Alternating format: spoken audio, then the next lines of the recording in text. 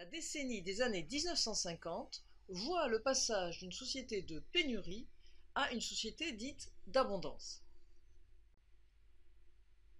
En effet, pendant cette période, on constate une forte croissance du pouvoir d'achat des Français. À partir de 1950, le revenu réel du pays progresse à un rythme supérieur à plus de 10% par an. Parallèlement, on observe de très nombreux nouveaux produits qui sont commercialisés. En 1968, un indice de l'INSEE montrera que ce volume des biens présents sur le marché sera 2,5 fois plus important que celui du nombre de biens présents en 1950. Dans les années 1950, ces produits qui apparaissent sur les marchés préfigurent les organisations marchandes au secteur que nous connaissons tous aujourd'hui. Donnons quelques exemples de produits qui se développent au cours de cette décennie. Par exemple, dans le domaine alimentaire, on peut citer les produits laitiers, les préparations culinaires qui aident à la confection de la cuisine. Dans le domaine de l'équipement ménager, on observe le développement de la marque Moulinex et puis toute la gamme de produits afférente à cette époque. Et enfin, on observe également l'apparition de produits d'origine américaine comme le coca ou le ketchup. Dans cette perspective, les sociologues désignent cette période comme la société de consommation. Qu'est-ce donc que la société de consommation ? Il paraît nécessaire d'en proposer une définition. Commençons tout d'abord par préciser ce qu'elle n'est pas. Il paraît important de s'inscrire en faux contre l'idée assez souvent répandue qu'une société de consommation créerait des besoins. Eh bien non, une société de consommation ne crée pas des besoins, puisque les sociologues partent du principe que les besoins préexistent. Les sociologues s'accordent en effet à reconnaître que les principaux besoins de l'homme sont pratiquement les mêmes depuis l'origine des sociétés, par exemple se nourrir, se loger, se vêtir, se déplacer, communiquer, se reposer. Ainsi, ce n'est pas le besoin qui est nouveau, mais le produit ou service qui va être destiné à le satisfaire. Ce qui caractérise donc une société de consommation, c'est que cette satisfaction des besoins va relever d'un échange commercial.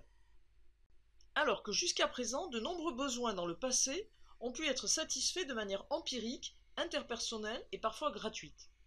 L'exemple que nous pouvons prendre est celui du Mythique, qui est une organisation marchande qui propose des rencontres, alors que le besoin de rencontrer quelqu'un existe depuis bien longtemps avant leur proposition commerciale.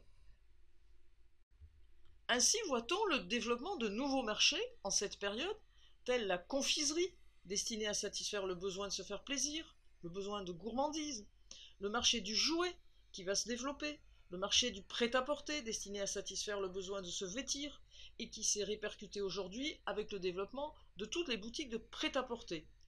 Plus généralement, Robert Rochefort, qui est l'auteur des ouvrages que nous citons en bibliographie et qui s'est intéressé de longue date à l'évolution de la société de consommation, souligne une organisation marchande progressive des secteurs comme le loisir, l'ameublement, les services aux personnes âgées, le soutien scolaire, et très récemment les rencontres telles que nous l'avons observé avec l'exemple de Mythique. Concluons l'analyse des caractéristiques spécifiques de la décennie 1950 par une présentation des conséquences pour la démarche marketing. Nous ferons de même pour chaque décennie. Notons que la réflexion des conséquences pour la démarche marketing ne remet pas en question les principes clés que nous avons vus la semaine précédente.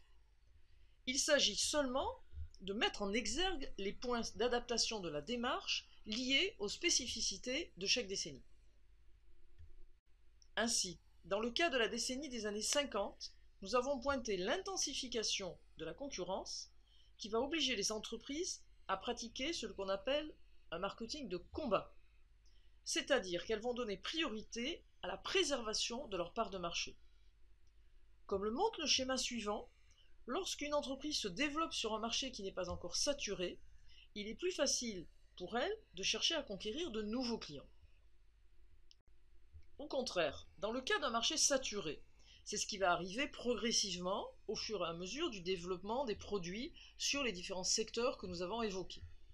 Eh bien, il va s'agir pour l'ensemble des marques qui vont avoir réussi à proposer leurs produits à l'ensemble des clients, de chercher à convaincre les clients de la concurrence de se tourner vers leur propre marque. Par exemple, la marque A va se tourner en priorité sur les clients de la marque B.